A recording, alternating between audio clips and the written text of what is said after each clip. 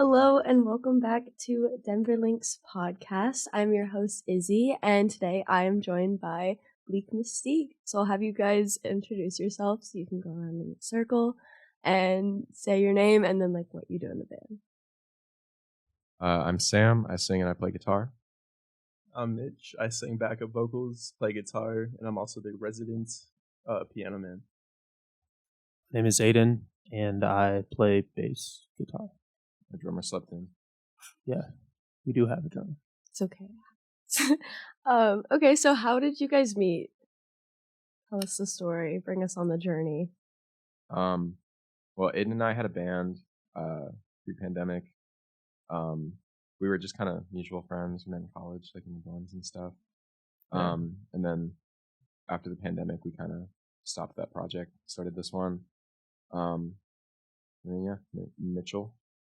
Yeah, then I was friends with Sam's girlfriend at the time, and she had introduced us. And I actually went to see a Bleak Mystique show at Lost Lake. And then a few months later, Sam hit me up and said, "Do you have a spot open? You want to hop on?" And the rest is history. Yeah, Eli hopped on soon after that. Just had a spot for a drummer, and it's been a great fit.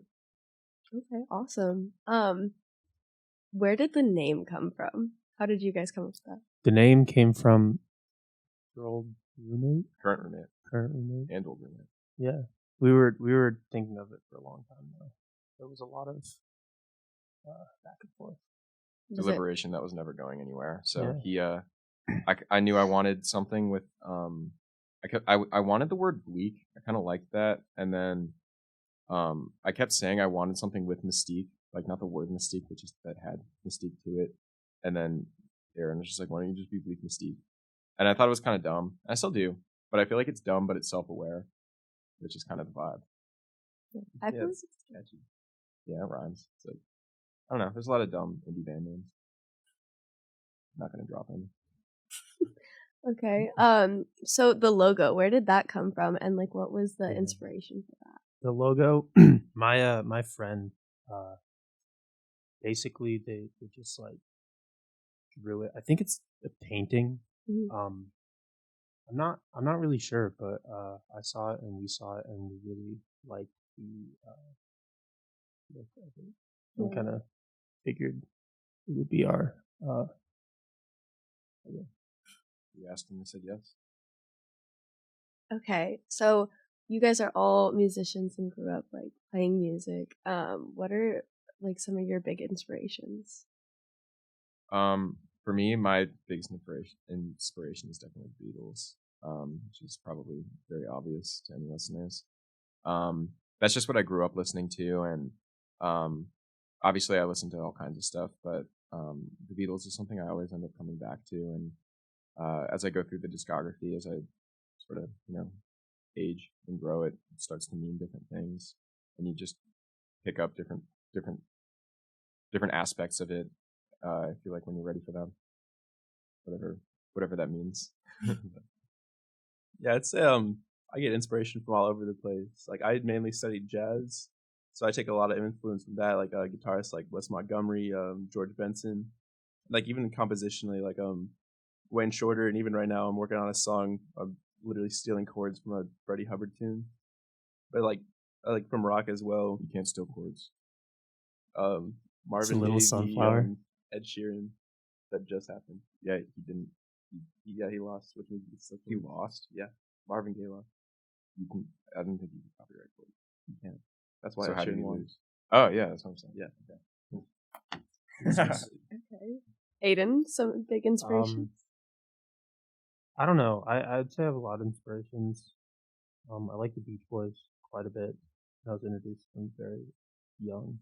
But I think this band, I think the Beatles and maybe Led Zeppelin a lot, Nirvana, that's kind of some of what I think comes through.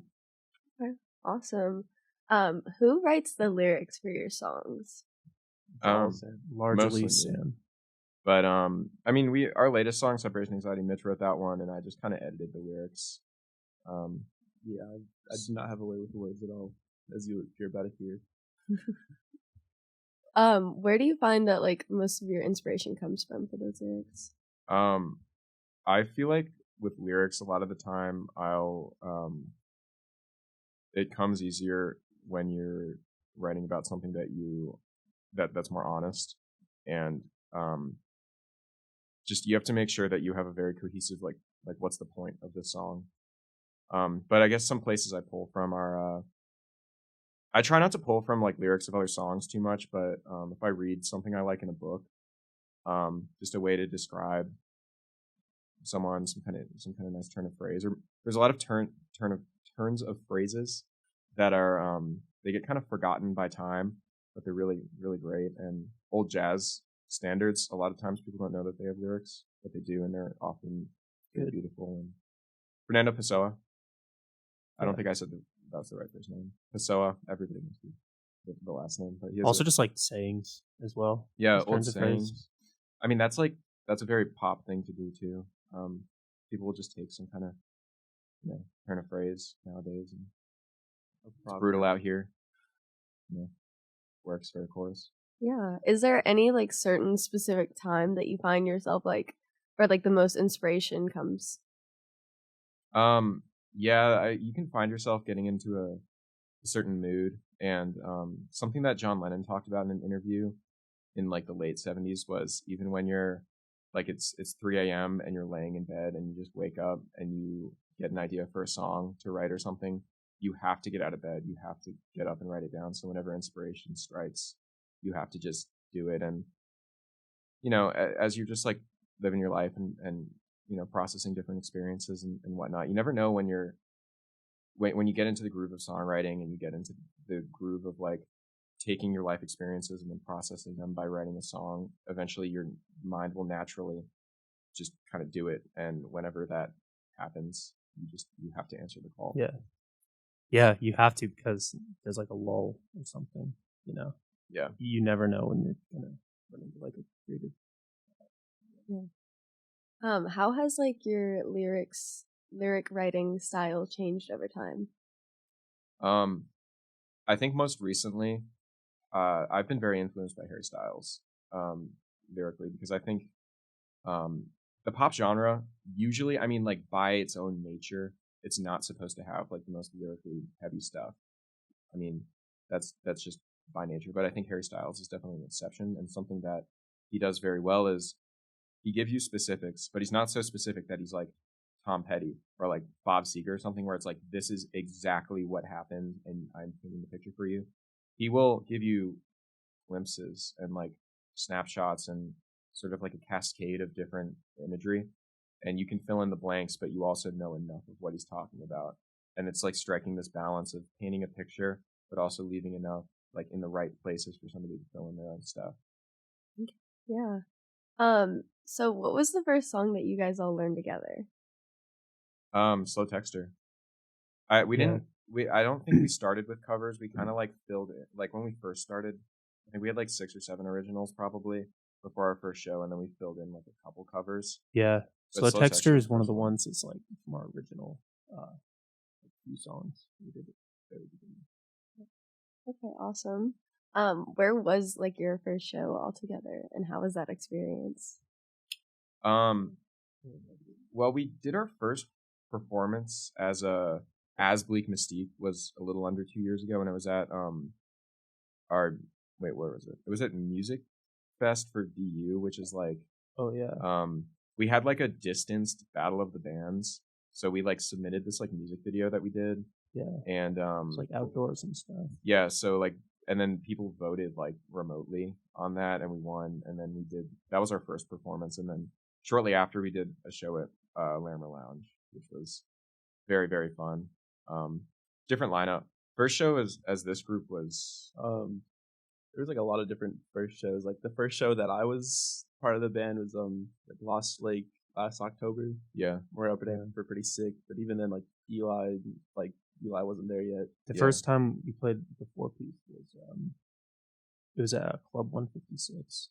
Yeah, it was like a Sea Boulder club event. Oh yeah. The first fun show we did as a 4-piece, I think, was the Fox Theater. I think. Yeah. Oh, we had that house show too. Yeah. We did a show with like us 3, and then we did a show the next one that Eli played, Mitch couldn't make it. So, yeah. Also at Lost Lake. Yeah, shout out Lost Lake. Shout out Lost Lake. So what are some what do you do before a show? How do you guys prep? What are your pre-show rituals? And how do you decide on the set list? Pre-show ritual, I think, is redeeming the drink tickets always. Yes. Like a lot of the time, like we'll come up with a set list either like in the last rehearsal that we have, just trying to figure out like what the vibe is of like the venue, or sometimes like we'll just make it up like on the spot, like right before we go on, or even like there's been times like Sam just goes and calls tunes. Yeah, Which happens sometimes. yeah. It's I used to have I've kind of veered away from this pre-show ritual just because it's kind of stressful and you're like running around a lot right before the gig starts, more so now, especially because we're like playing more opening slots for larger acts, so you kind of just have to be like on call more and you have less like lounge time in green room or whatever. But I try to listen to there's this live album, Beatles Live at the Hollywood Bowl, and it's like it's just such it's like a good early performance. Beatles. It's a crazy performance, and the crowd is so loud that it's like overpowers the music often, even in the recording. And there's like a video of it too, and I'll try and watch that sometimes, just kind of like, because I remember like when I was like first kind of like even like conceptualizing what a band can be and what doing live music could be when I was like 8, 9, 10 years old.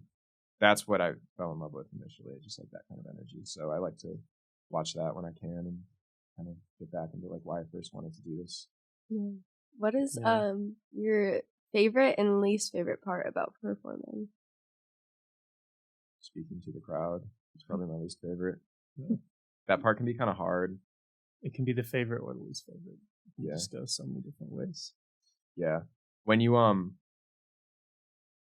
can play a song and it just lands so well, or like just knowing that you played an entire set where there was no get a drink song, or like people aren't trying to like talk to their friends or like checking their phone or whatever, and part like during like the second verse because it lulls, whatever. Like if you can avoid that as much as possible, then that's kind of the best feeling for me. Just keeping attention the whole time, because we see, everybody sees. Like you're watching the crowd, you can easily tell if somebody's engaged or not. Like feeling like the energy from the crowd is definitely like one of my favorite things. Just able like to feed off each other. It's like not like you're showing off, but it's like very like intimate experience where like they're in it with you. Yeah, there's a sharing of energy, an exchange, which is what you want. Yeah, it's true. What is like each of your favorite songs to perform? I already know your answer. Steve's gonna say the song you wrote, but I like The Way It Feels a lot. That's mine. Yeah, The Way It Feels is fun. Yeah, I think we can. Yeah, people really like that one. It's not released yet.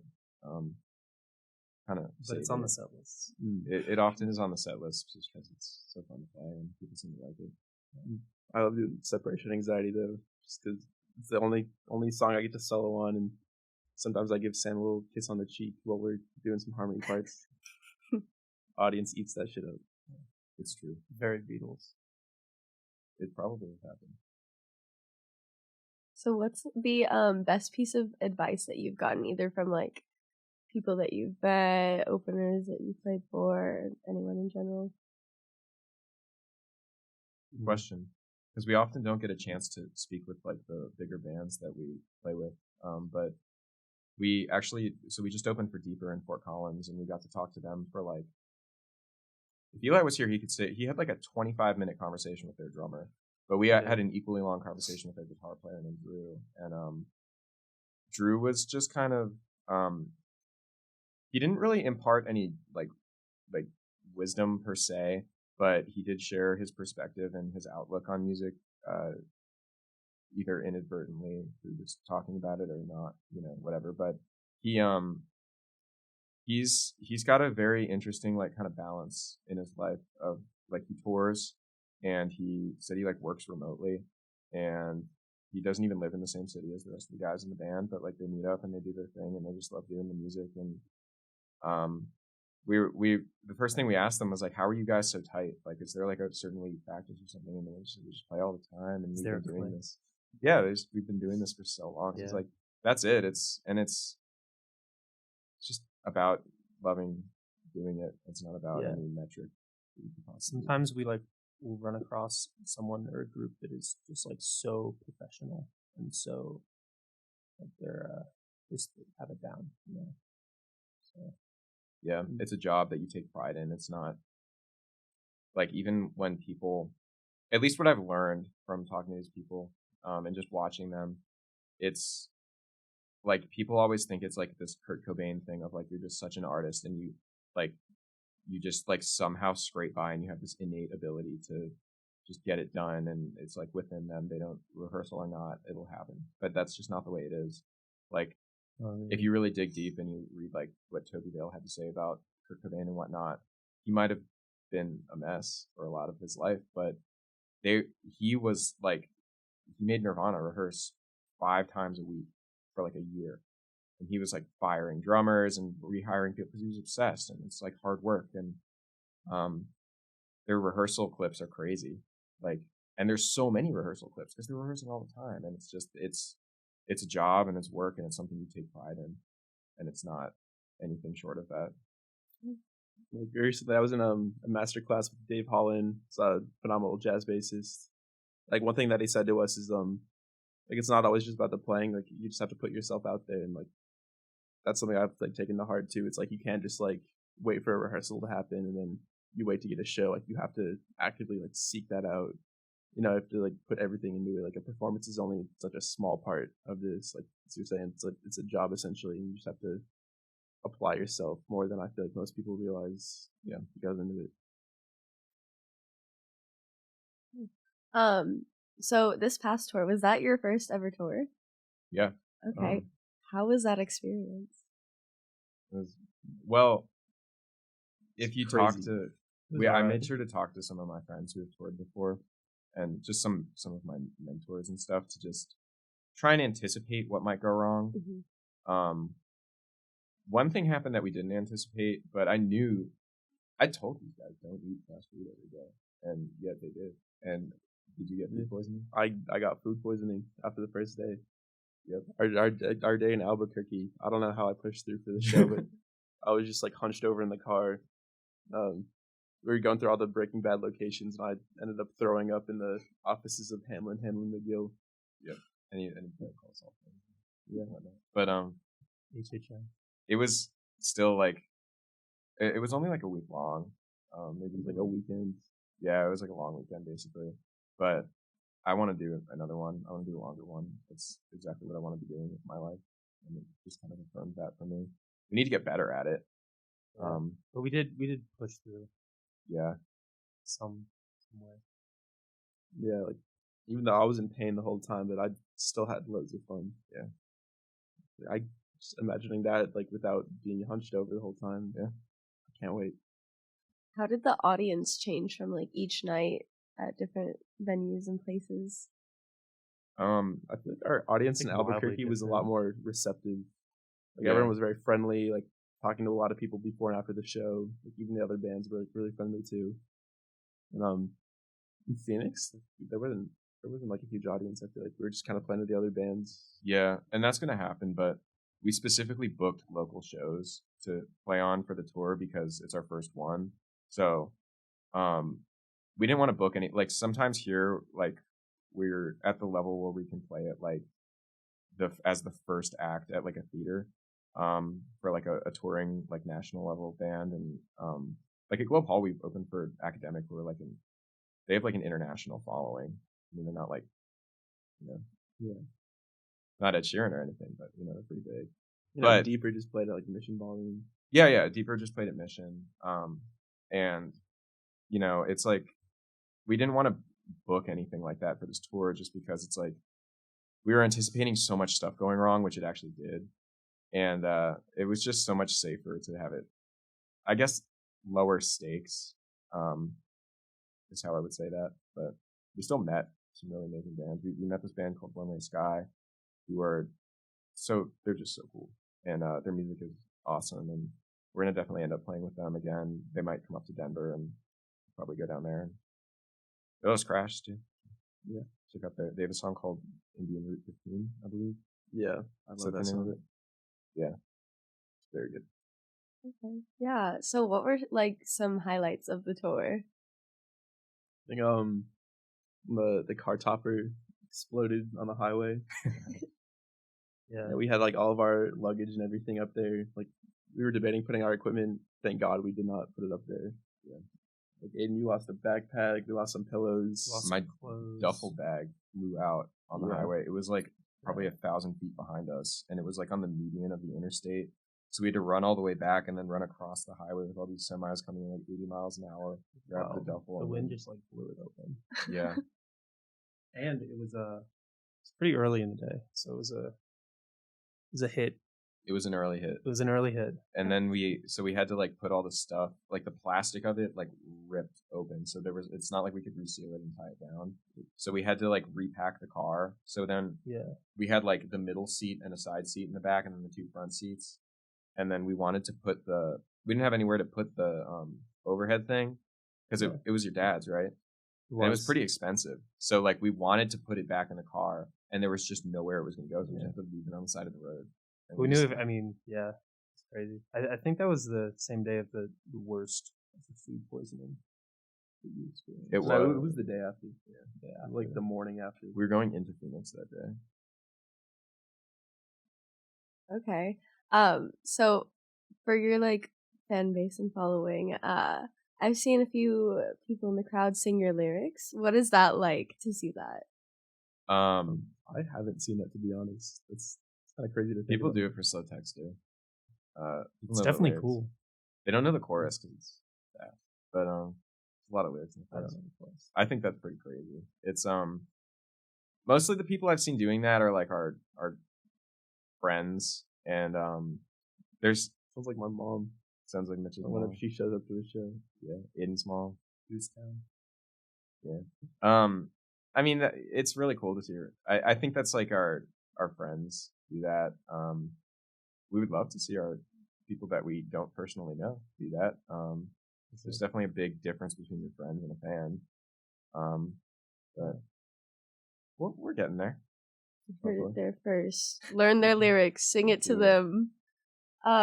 So what's recording like in the studio? What goes into that? How do you guys prep for that? Well, I produce all of our stuff, and I'm a recording major at the University of Denver. So we use their studio to record, and we just we try and play the songs live before we take them to the studio, because if you're playing a song and like maybe the crowd starts like disengaging over like a bridge or like the second verse or something like that. I keep saying second verse, it's usually that one. But you know, you never know, and if that happens, then you know you have to rewrite that part, and it's good to get kind of gauge the reaction before you take it to the studio. So we'll do that and just make sure we're rehearsed for it, and then we usually book out like a weekend, and last time we were in the studio, I think we tracked like 15 songs. Yeah, it was a lot. Yeah, we have a huge backlog right now, so we're gonna jump in at the end of the month, I think, and get another 5, and then we should be set for about 2 years. But yeah. Any tips for recording? Make sure you're rehearsed, and if you're not going to do it yourself, make sure you have an engineer that you trust and somebody that understands the vibe and that you feel comfortable around. It's hard to get a good perspective of your own music. So if your guitar tone maybe isn't working for the song or whatever it is, especially singing, it's hard to judge it from the inside looking out. So it's better to have somebody that you trust to take and you feel comfortable experimenting around. I'd say like be comfortable with like failure too. Like when I first started recording, I was always scared like I gotta get the perfect take, and if I messed up, I would just stop and restart. But I've like come to realize like if you make one mistake, it's not gonna be super audible in it. You're gonna be taking multiple takes anyway. Like you could just splice together the good ones, or like small mistake, like you're not gonna notice. Like there's so many like professional recordings. Like Hey Jude, you hear Paul in the back yelling some John Lennon. John Lennon. Yeah. Yeah, and it's Yeah. like because I'm interning at a studio now, and I've worked at like professional studios in Denver before, and what the pro session musicians do is they come in and their job is like they do get it right the first time, right, whatever that necessarily means. But what they do is they come in and they'll play like 4 guitar tracks that can basically like interlock and overlap with one another. And that's kind of the art of recording and the goal of it, where it's you're writing parts that can fit over each other, so that later the mixing engineer can say, okay, I can take them out and put them back in where I please in whatever order, and that's just kind of how it works.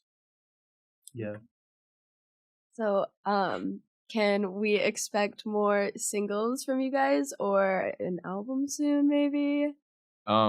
Yeah, we're planning on doing a couple more singles throughout the end of the year and see if we can get any like live recordings, or we did a couple of sessions at different studios, so we're kind of working on just figuring out those releases. But in terms of an album, we have the material for basically 2 albums at this point, but we kind of want a bigger following before we do put something like that size out, and singles are a good way to sort of like build.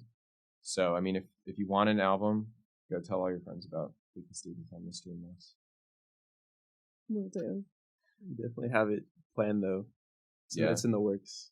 Yeah, it's there's not a shortage of material or anything. It's in just, the pipeline.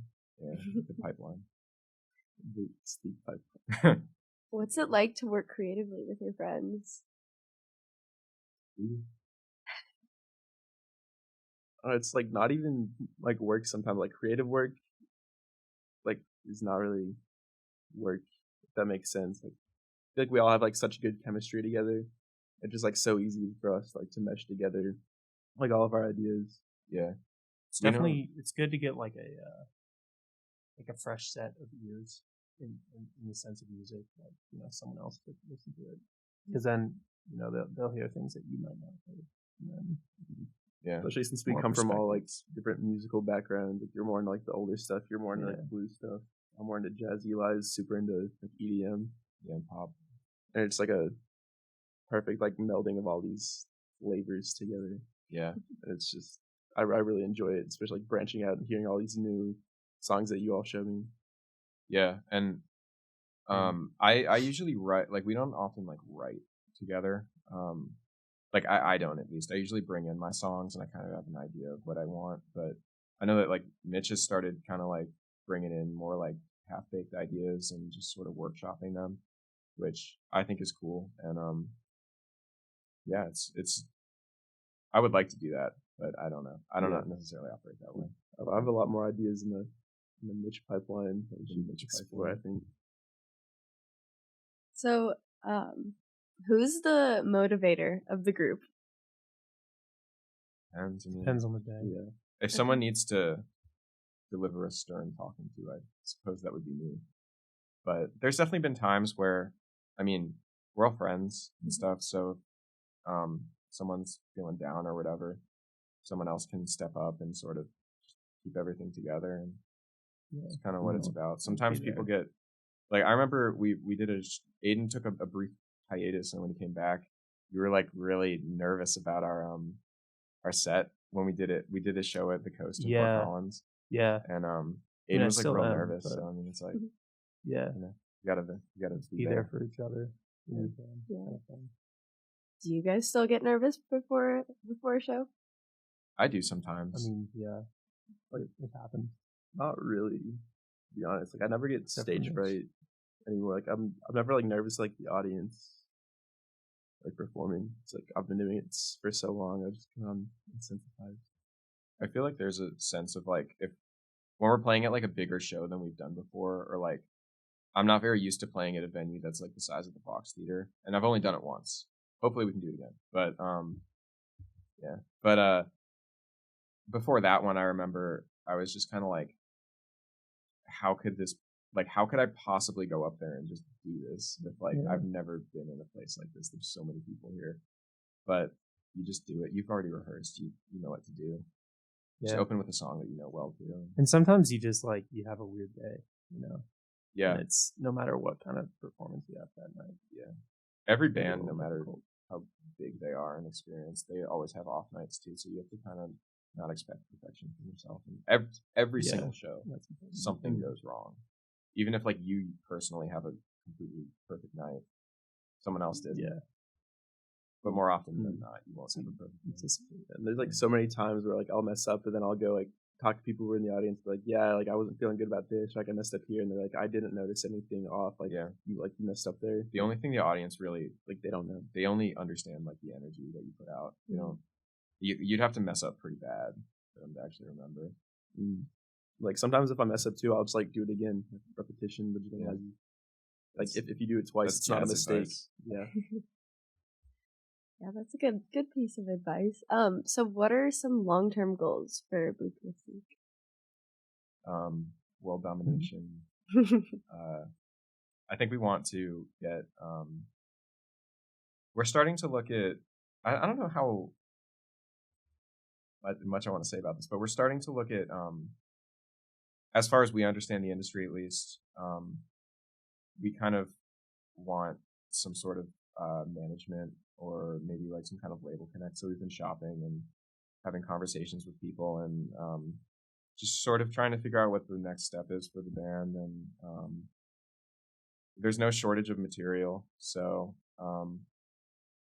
yeah, it's just kind of like figuring out how to take it to the next level and go from something that's a local act to more of a regional to a national kind of level. And as far as our understanding goes, it's a lot about just being extremely professional and showing that you're capable of taking it to that next level. And then you just have to meet people who are, who are there, who are doing it. And a lot of it, it's like you might piggyback with a bigger band on a tour or something, or you might rub off well on a certain band that knows a certain person that, they might give you a good recommendation or something. So I think that's kind of our plan, but at least for me, I know that I just want us to be touring as much as possible, and be as busy as we possibly can doing the right things and putting out our music. All for the end goal of getting that Ben and Jerry's sponsorship for that Peach Mystique flavor. We do want the Peach Mystique Ben and Jerry's. That's kind of That would be cool. Is there a certain area that would be like super cool to tour? Yeah, I mean we've been looking at our drummer's from Chicago, and I know that Chicago has a. You know this, I'll tell you.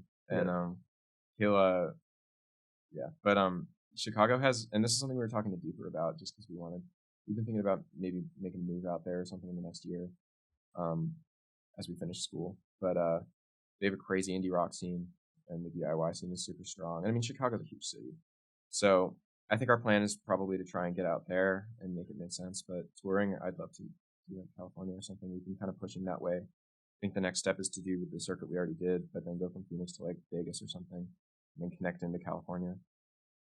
Yeah. Personally, I'd love like an East Coast tour too. Like we have so many like friends and family out like on the East Coast. Yeah, like it would be a lot of fun. It's so much easier to tour too because everything's like an hour away. You just go straight down. Yeah, really condensed. Yeah. Is there a certain venue that's like dream venue to play at? I don't know if I have a dream venue personally, but I think it would be really cool to do Kilby Court. And we actually were kind of talking to them. We're trying to work out the right show for us to come through. But I've heard so many legends of Kilby Court. Like they've churned out so many successful artists. Yeah, it's just such a piece of indie rock history at this point. What's do you have like a certain artist or dream person to collaborate with? Not particularly. Like especially as like we're kind of like venturing out with our sound too. Yeah, it really depends on like what the vibe of the song is, and yeah. A lot of the songwriters I look up to the most are 80 or dead. So I don't know what happens. I would love if there was one musician I could meet. It'd probably be Jimmy Page. I think that is the most masterful popular music musician. Just my opinion. Yeah. What has been like the hardest part so far? I would say that finding the right lineup for me at least, has been the hardest. Obviously, I feel like we're there, but kind of like in the longer scope historically. We're definitely looking for people. Yeah. Sometime. Yeah, and we hit a point where it's like our lineup was just not really there, and then we kind of, I had like we had basically substitutes that we were just like hired gun type people, just pay them per gig, and we were just not playing good shows for like a while last year, and that was really hard because this is like something that's extremely important to me, and I've always wanted to give it like the best go that I can in my life, especially while I'm young. So it was really hard for me, at least just like mentally, to keep at it and just weather that for like months and months of just like people just not coming to shows. Like we played a show when you first joined. We played this show and literally nobody was there. We played to a photographer and like that was it basically. And we just you just deliver the set, but it's kind of a little crushing. Joke's on them because they shut down afterwards. They did shut down immediately afterwards, but yeah. Well, what keeps you going? Anything or anyone in particular? It's these guys that keep me going. No. Yeah, that's definitely having the good, being friends with the people that you play with and knowing that we all count on each other. How could you can't just I can't let these guys down. You know? But it's also all of our, I know there's a lot of people in our corner that are rooting for us and our friends and, you know, just people who really believe that we can do something with this, and it's about that. And meeting new people too, showing up and actually having people come to the show every now and then. Yeah. So all of you except for Mitch are at DU. How has been getting ready to graduate and stuff? Like, how do you guys think that you guys are gonna evolve and change?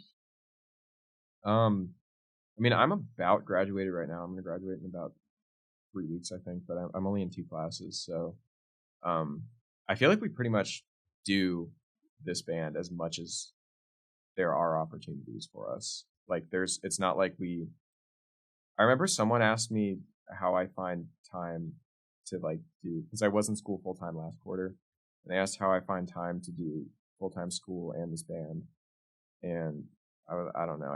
I don't balance it. Don't sleep when I can't, that kind of stuff. And it's like sometimes your social life takes a hit, but it's like if you want to do this for real, you have to be able to take that sacrifice. But we all love doing it, and there's definitely a sacrifice that everybody in this band is willing to make, because I think we all believe in the end goal. Yeah, I was just about to ask, how is that work-life balance? Aiden, Mitch, do you have anything to comment on that? It's definitely a lot, quite stressful. Like in addition to I think I'm only in 14 credits this semester. I think that's the lowest I've ever done. On top of another part-time job where I'm working 15 hours a week. It's a lot of and commuting down to Denver. It's a lot of long nights commuting back and forth. But luckily these guys come up to Boulder too. Yeah. And, there's a lot of times where I'll just have to miss out on assignments and stuff. But yeah, I'm so glad my professors have leeway with that. Yeah, it's especially being in music school. If I'm missing class, to go on tour, they're like, yeah, go do that instead. I mean, for me, I like doing it. I like doing this, so it can be easier. I always look forward to playing with these guys, whether it's at a rehearsal or a show. So when the life-work balance gets kind of stressful, definitely something to look forward to. Where do you guys see yourselves a year from now?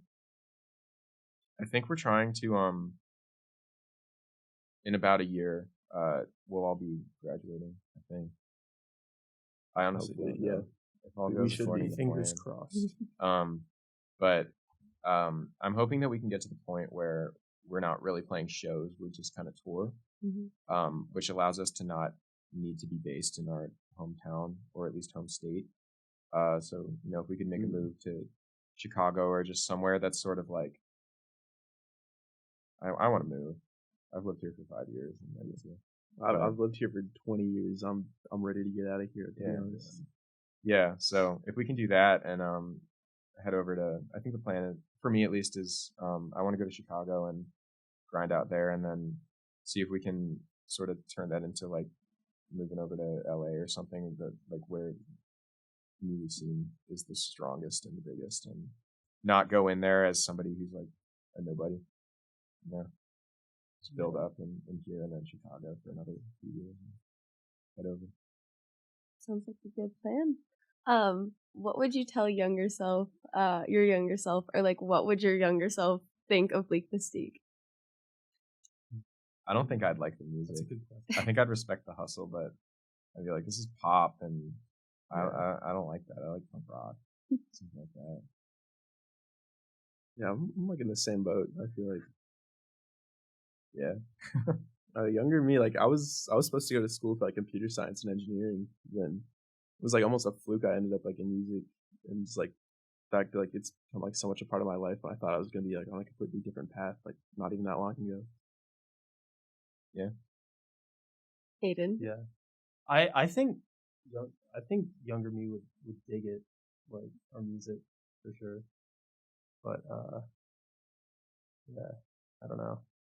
Like there's not much I could have told myself back then to prepare. But yeah. Okay. So you guys have like a few stickers. I saw a few shirts at the last at the Globe Hall show, I think. Where can fans find this merch? Well, for now you can find them at our shows. Or you can shoot us a DM on Instagram, but Mitch is a computer science nerd professionally. So we're working on revamping the website, and we're going to implement like an online store and everything. But yeah, for now, just feel free to shoot us a DM on Instagram. We'll ship you whatever, that kind of thing. Yeah. Do you want to plug the Instagram? Yeah, it's just bleak.mystique. It's also our TikTok handle. Yeah, everyone needs to go follow our TikTok. You need to. Yeah. Good content on there. Excellent content. There really, in fact is really content on there. Yeah. There is content. Of a specific quality. Yes. Is there anything that you want to tell fans? Yeah, tell all your friends about us. Okay, actually I'm gonna rephrase that. I'm gonna say the same thing, but it's gonna sound more noble. The best way, like buying merch, and like sometimes people will even come up to us because they want to support, and they'll be like, here's $40 for a $20 t-shirt because I like you guys. The best thing, like we love that, and that's huge, of course, because we put basically all the money we make just goes back into the band anyways. But the number one best thing you can do to support us is to just tell people about us. Like, there's this band I really like, come to their show, check out this music, that kind of thing. That helps like infinitely more than anything else, even though we appreciate everything. Yeah. Especially just like buying the merch and like buying the like digital downloads and whatnot. It's like we get like next to nothing from the streaming services, like 1/10 of a cent per stream. Yeah. Definitely. Yeah. Like if you want to stream us, like stream us, but if you really love us, go just tell your friends, that kind of thing. Spread word. You guys are on all streaming services. Okay, awesome. Should be. If you can find one that we're not on, I am. Will inform us of that. District puts us everywhere. Yeah. I went Tidal. Yeah. All right. Well, thank you guys so much for talking with me today. I really enjoyed it. Everyone, listeners, go stream their music, go support them, follow them on Instagram, on TikTok. But yeah, I look forward to seeing a lot more from you guys. Thank you so much. Thank you. Thank you.